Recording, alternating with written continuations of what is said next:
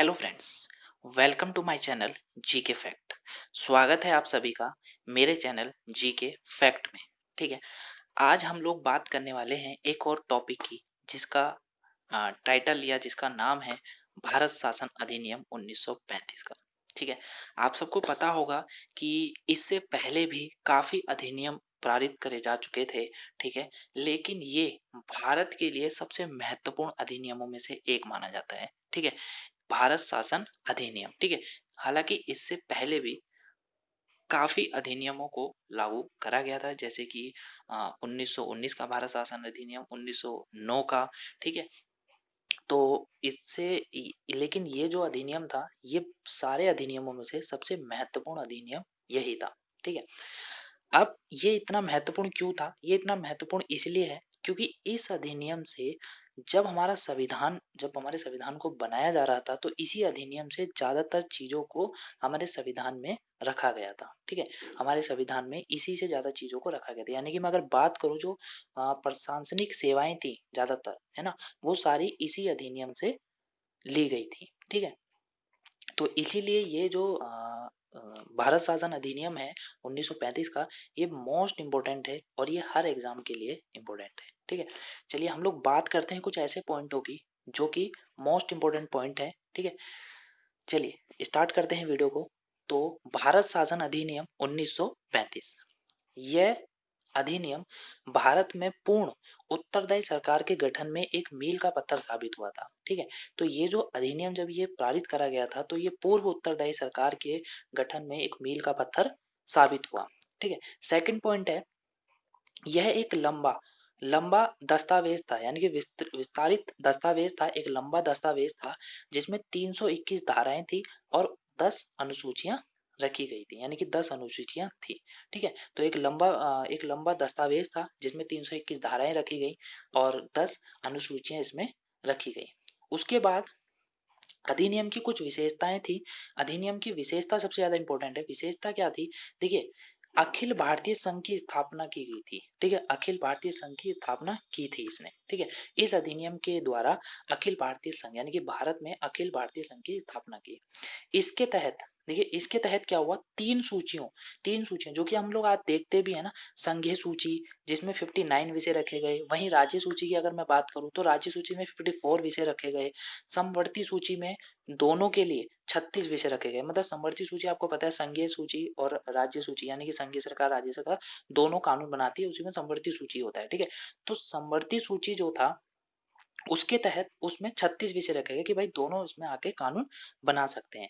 तो इसके आधार पर शक्तियों का बंटवारा इसी के द्वारा किया गया था। ठीक है, तो इसके तहत तीन सूचियां, संघीय सूची 59 विषय, राज्य सूची की बात करें 54 विषय, समवर्ती सूची की बात करें, ठीक है, थर्ड वाली समवर्ती सूची की बात करें, तो इसमें दोनों के लिए 36 विषयों के आधार पर शक्तियों का बंटवारा कर दिया गया था। ठीक है, आगे देखते हैं। अवशिष्ट जो अवशिष्ट शक्तियां थी, वो वायसराय को दे दी गई थी। ठीक है, जो अभी भी अवशिष्ट शक्तियां होती हैं, वो किसको थी? अभी भी वायसराय को ही पास रखी हुई थी। प्रांतों में द्वैध शासन व्यवस्था समाप्त कर दी गई। ठीक है, अब प्रांतों में जो द्वैध शासन व्यवस्था चल रही थी, उसको इन्होंने खत्म कर दिया तथा परंतीय स्वायत्तता का शुभारंभ किया गया। ठीक है, परंत में जो है वो खुद स्वायत्तता का उसमें शुभारंभ किया गया। ठीक है, और परंतों में जो द्वैधा शासन व्यवस्था थी ना, उसको समाप्त कर दिया गया पूरी तरीके से।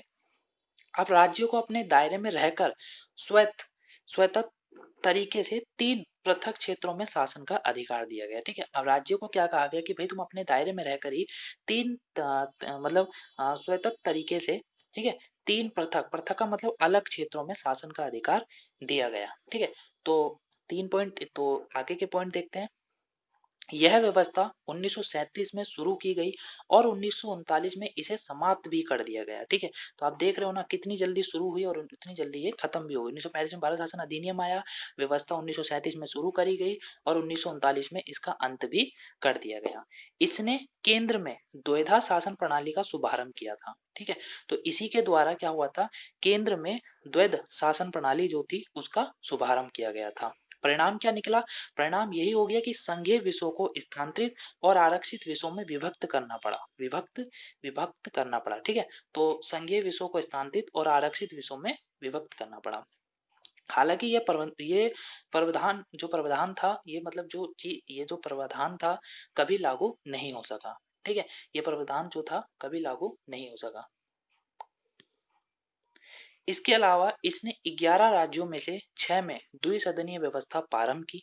ठीक है, इसमें इसमें क्या हुआ, इसमें एक चीज और हुई, इसमें 11 राज्यों में से 6 में द्विसदनीय जो व्यवस्था थी उसका प्रारंभ किया गया। ठीक है, इस प्रकार बंगाल, बंबई, मद्रास, बिहार और संयुक्त प्रांत और साथ में असम में द्विसदनीय विधान परिषद विधानसभा बनाई गई थी। ठीक है फ्रेंड्स, तो इसमें क्या हुआ था, 11 राज्यों में से 6 राज्यों में द्विसदनीय व्यवस्था प्रारंभ की गई। इसी प्रकार बंगाल, बंबई, मद्रास, बिहार, संयुक्त प्रांत और असम में द्विसदनीय विधान परिषद और विधानसभा बनाई गई। हालांकि इन पर कई प्रकार के प्रतिबंध भी लगाए गए थे। ठीक है, तो हालांकि द्विसदनीय विधान परिषद तो बनाई गई, विधानसभा बनाई गई, लेकिन कई प्रकार के इन पर प्रतिबंध भी थे। इसके बाद इसके तहत 1937 में मत अधिकार का विस्तार किया। ठीक है, मत अधिकार यानी कि वोटिंग का जो था उसका विस्तार किया। लगभग 10% जनसंख्या को मत का अधिकार मिल गया था। ठीक है, तो इसके तहत 1937 में मत अधिकार का विस्तार किया, लगभग 10% जनसंख्या को मत का अधिकार मिल गया था। इसके अंतर्गत देश की मुद्रा और साख पर नियंत्रण के लिए, ठीक है, ये ज्यादा इंपॉर्टेंट है, मतलब देश की मुद्रा को नियंत्रण करने के लिए भारतीय रिजर्व बैंक की स्थापना हुई थी। तो बहुत बार क्वेश्चन भी आता है कि भारतीय रिजर्व बैंक की स्थापना कब हुई थी, तो भारतीय रिजर्व बैंक की स्थापना 1935 में ही कर दी गई थी, ताकि मुद्रा जो थी उसको नियंत्रण किया जा सके। ठीक है, इसने न केवल संघीय लोक सेवा आयोग, ठीक है, इसमें न केवल संघीय लोक सेवा आयोग की स्थापना की, बल्कि प्रांतीय सेवा आयोग और 2 या अधिक राज्यों के लिए संयुक्त सेवा आयोग की स्थापना भी की थी। ठीक है, तो इसने न केवल संघीय लोक सेवा आयोग की स्थापना की, बल्कि प्रांतीय सेवा आयोग और 2 या अधिक राज्यों के लिए संयुक्त सेवा आयोग की स्थापना भी की थी। इसके तहत 1937 में संघ न्यायालय, ठीक है, तो संघ न्यायालय का जो स्थापना हुई वो भी इसी के तहत हुई थी। ठीक है, तो ये कुछ इसके इंपॉर्टेंट लाइंस थे। ठीक है, अगर आपको वीडियो अच्छी लगती है तो वीडियो को लाइक कीजिएगा, ज़्यादा से ज़्यादा सब्सक्राइब कीजिएगा एंड शेयर कीजिएगा। ठीक है, thank you for watching. Thank you.